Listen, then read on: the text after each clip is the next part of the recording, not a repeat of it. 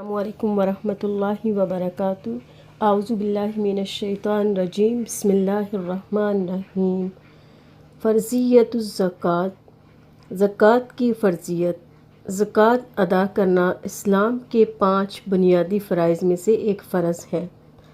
عن ابن عمر رضی اللہ عنہما قال قال رسول اللہ صلی اللہ علیہ وسلم بنی الاسلام علی خمس شہادۃ ان لا الہ الا اللہ وان محمدا رسول اللہ واقام الصلاۃ وایتاء الزکوٰۃ والحج وصوم رمضان، رواہ البخاری۔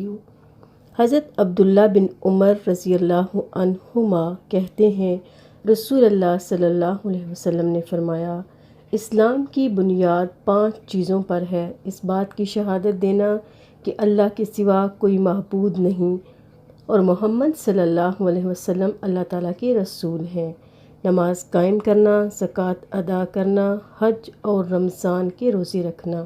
اسے بخاری نے روایت کیا ہے۔ زکوٰۃ ادا کرنے کے عہد پر رسول اللہ صلی اللہ علیہ وسلم نے بیعت لی۔ قال جریر بن عبد اللہ بایعت النبی صلی اللہ علیہ وسلم قال اقام الصلاۃ وایتاء الزکوٰۃ والنصح لکل مسلم، رواہ البخاری۔ حضرت جریر بن عبداللہ رضی اللہ عنہ کہتے ہیں، میں نے نبی اکرم صلی اللہ علیہ وسلم سے نماز قائم کرنے، زکوٰۃ دینے اور ہر مسلمان کی خیرخواہی کرنے پر بیعت کی۔ اسے بخاری نے روایت کیا ہے۔ زکوٰۃ ادا نہ کرنے والوں کے خلاف جہاد کرنا فرض ہے۔ زکوٰۃ ایک فرض عبادت ہے، اس کی جگہ کوئی صدقہ، خیرات یا ٹیکس وغیرہ ادا کرنے سے زکوٰۃ کا فریضہ ساقط نہیں ہوتا۔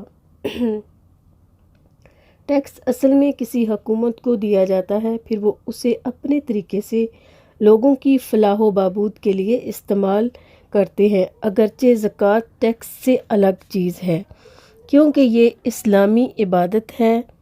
اس میں نیت کا شامل ہونا اور مخصوص مال پر مخصوص وقت کے گزرنے پر زکوٰۃ فرض ہوتی ہے، اس لیے یہ بالکل مختلف ہے۔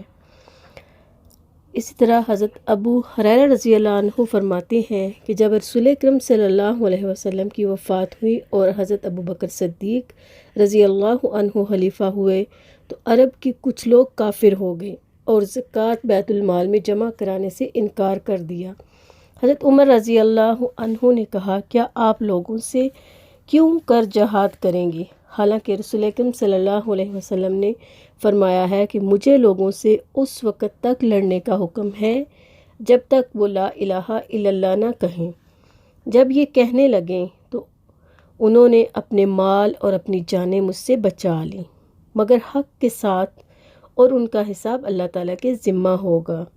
حضرت ابو بکر صدیق رضی اللہ عنہ نے کہا، اللہ کی قسم، میں تو اس سے ضرور لڑوں گا جو نماز اور زکوٰۃ میں فرق کرے، کیونکہ زکوٰۃ کا مال حق ہے۔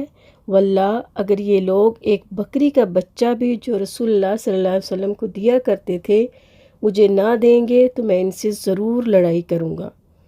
حضرت عمر رضی اللہ عنہ نے فرمایا، واللہ اللہ تعالیٰ نے حضرت ابو بکر صدیق رضی اللہ عنہ کا سینہ کھول دیا تھا اور میں جان گیا کہ حق یہی ہے۔ اسے بخاری نے روایت کیا ہے، کیونکہ یہ اسلام کے بنیادی پلر میں سے ہے، یعنی اس کو شہادت کے برابر اقرار دیا گیا ہے۔ السلام علیکم ورحمۃ اللہ وبرکاتہ۔